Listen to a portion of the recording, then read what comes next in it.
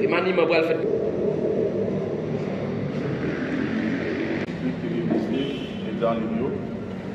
Je pense que pour personne. Syndicat SMJ-SAC, qui est dans le ministère Jeunesse Sport, là, c'est pour garantir l'intérêt employé, défendre le droit dans la dignité, mais surtout assurer que le ministère a dirigé dans le respect de la loi et la transparence. Le syndicat, dans le souci pour être cohérent avec la mission, prend engagement pour pas Jean Baïdo avec l'employé, surtout contractuel, qui est utile en pile dans le secteur, mais qui souvent qui ont pile de difficultés pour qu'on nous miel. SMJ-SAC censé le concerner suite à le rapport IFCC sorti sous gestion publique ministérielle pendant les derniers mois. Face à gros révélations IFCC sous détournement de l'argent public côté haut responsable dans le ministère impliqué, nous sentons comme syndicat, nous concerner et puis demander compte sur notre gestion.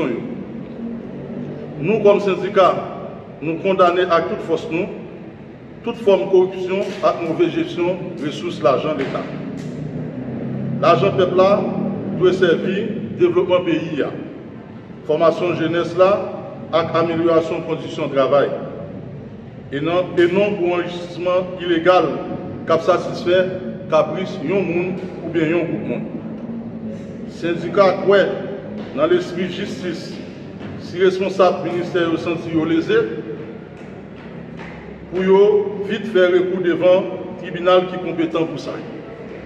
Syndicat, ouais, la justice doit blayer tout côté, sans force côté, ni politisation. Pendant la insister pour impunité à corruption cabas dans l'administration publique. Face à cette situation, le syndicat a recommandé dans ce sens une enquête judiciaire qui approfondie en dedans et plus rapide. Sanctions exemplaires contre tout responsable qui t'a impliqué dans le détournement. Une réforme solide dans la gestion qui a loué à ministère pour garantir plus de transparence. Le syndicat a demandé une bonne enquête sur nomination qui fait, qui a entravé le budget à employés contractuels.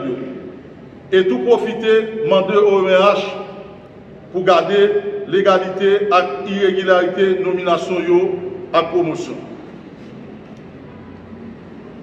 Mobilisation, tout le monde SMJ-SAC à employés pour un syndicat intègre, transparence, engagé et non un syndicat complaisant.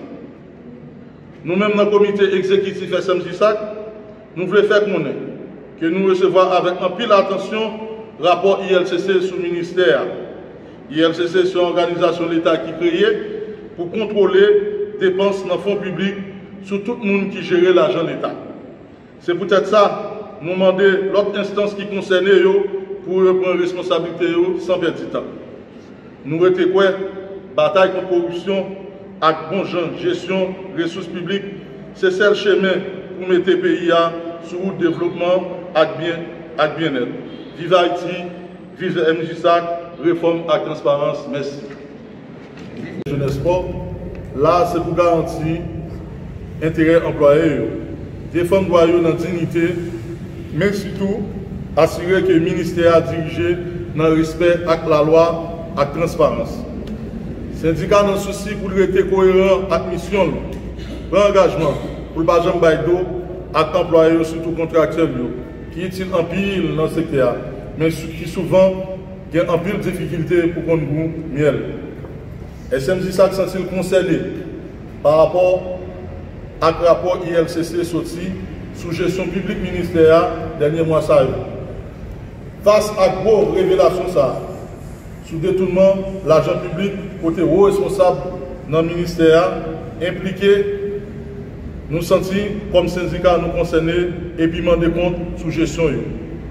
Nous, comme syndicat, nous condamnons à toute force, forme de corruption et mauvaise gestion des ressources de l'État. L'argent peuple doit servir à développement pays, formation jeunesse là, amélioration des conditions de travail. Et non pour enrichissement illégal, cap satisfait caprice de monde ou bien un groupe monde. Syndicat quoi, dans l'esprit justice, Si responsable ministère senti lésé, pour vite faire recours devant le tribunal qui est compétent pour ça. Syndicat croit que la justice de bail de tous côtés, sans force côté ni politisation, pendant l'a insisté pour impunité à corruption cabane dans l'administration publique. Là. Face à la situation, SMJ ça recommande. Dans ce sens, une enquête judiciaire plus approfondie, indépendante et rapide. Sanction exemplaire contre tout responsable qui t'a impliqué dans le détournement. Une réforme solide dans la gestion fonds qui allouent à ministère pour garantir plus de transparence. Syndicat de bon gens enquête sur nomination qui t'a entravé le budget ministère à employés contractuels et tout profitement de l'OMRH pour garder l'égalité et régularité qui gagne dans la nomination à promotion. Mobilisation tout membre SMJ SAC à tout employé pour un syndicat intègre, transparent, engagé et non un syndicat complaisant. Nous-mêmes, dans le comité exécutif là, SMJ SAC, nous voulons faire connaître que nous recevons avec un pile attention le rapport ILCC sous le ministère. ILCC, c'est un organisme, l'État qui est créé pour contrôler les dépenses dans la fonction publique. Sur tout le monde qui gère l'argent de l'État. C'est peut-être ça, nous demander l'autre instance concernée pour prendre responsabilité sans perdre de temps. Nous avons quoi, bataille contre la corruption, avec bon genre gestion publique, c'est celle chemin pour mettre le pays sur le développement avec bien-être. Vive Haïti, vivions MJ SAC réformé avec transparence. Merci.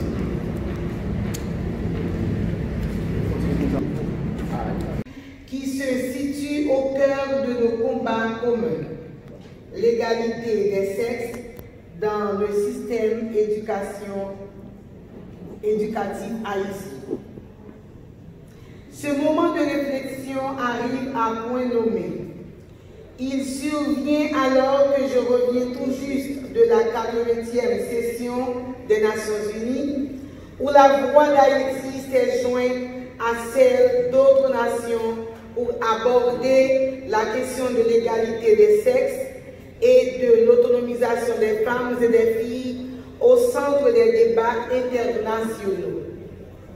À cette occasion, j'ai eu l'honneur de mettre l'emphase sur le progrès en matière de genre, malgré la crise multidimensionnelle que le pays fait face, de rappeler la voix d'Haïti, celle d'un pays marqué par des crises multiples, mais qui ne renonce pas à ses valeurs fondamentales.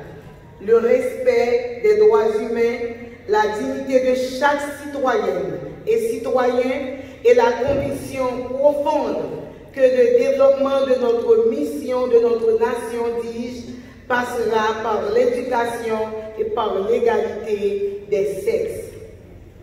Au cours de ces assises, j'ai insisté sur l'importance de traduire les engagements internationaux en actions nationales concrètes.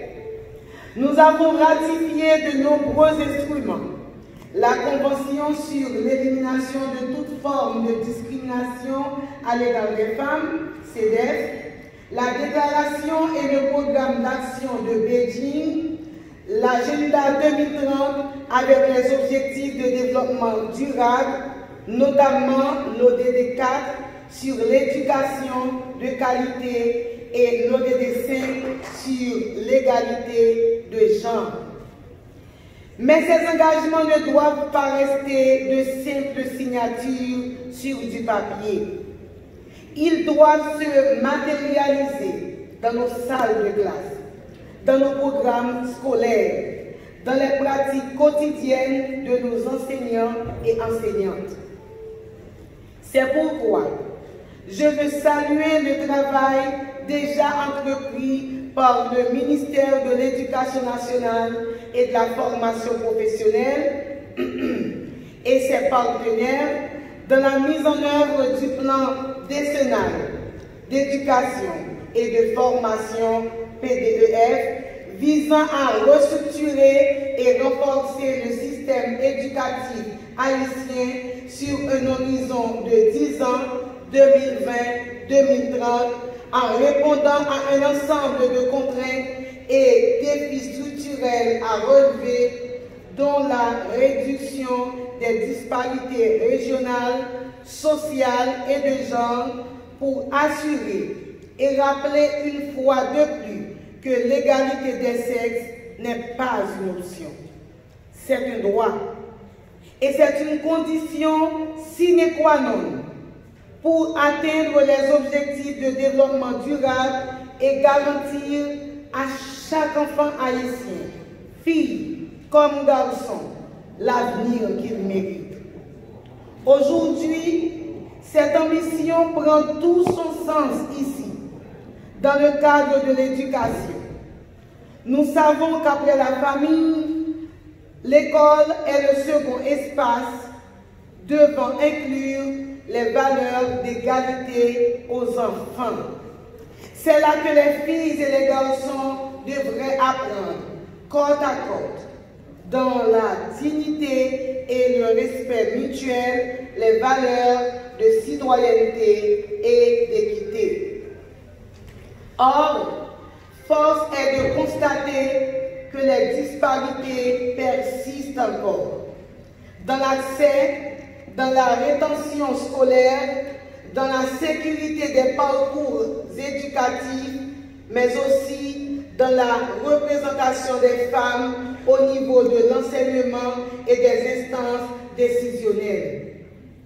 Notre système éducatif reflète encore des déséquilibres structurels qui freinent l'émancipation des filles et limitent la construction d'une société équitable.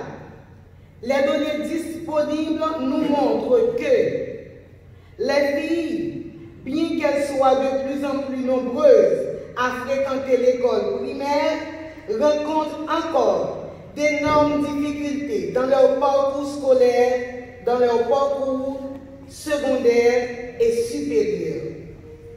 Les conditions d'insécurité et de violence généralisées qui frappent particulièrement les femmes et les filles ont accentué les inégalités d'accès et fragilisé davantage la scolarisation. Le manque d'infrastructures adaptées, notamment en matière d'hygiène menstruelle et de sécurité dans les établissements, décourage et marginalise trop souvent les adolescentes. Les stéréotypes de genre persistent dans les choix d'orientation scolaire et professionnelle, limitant les filles à certains secteurs traditionnellement féminisés, alors que les sciences, la technologie, l'ingénierie et les mathématiques leur restent largement inaccessibles. Ces réalités ne sont pas seulement des statistiques. Elles traduisent des histoires vécues, des rêves brisés, des générations entières de talents qui ne peuvent s'exprimer pleinement. Mesdames, Messieurs, ce document que nous accueillons avec une attention soutenue, élaboré dans le cadre de l'étude intitulée « Analyse genre du système éducatif haïtien de 1999 à 2025 », réalisé sous l'égide du ministère de l'Éducation nationale et de la formation professionnelle, en collaboration avec l'UNESCO, n'est pas un simple rapport. Il est un miroir sans complaisance, un miroir qui nous oblige, un miroir qui nous interpelle. Il reflète les avancées, certes, mais aussi les retards persistants, les résistances structurelles et les opportunités à saisir dans notre quête commune d'un système éducatif réellement équitable, réellement transformateur pour toutes les filles et toutes les femmes d'Haïti. Les données sont claires, elles sont parfois douloureuses, elles ne laissent place ni au doute ni à l'indifférence. Car moins de 20% de femmes dans les postes de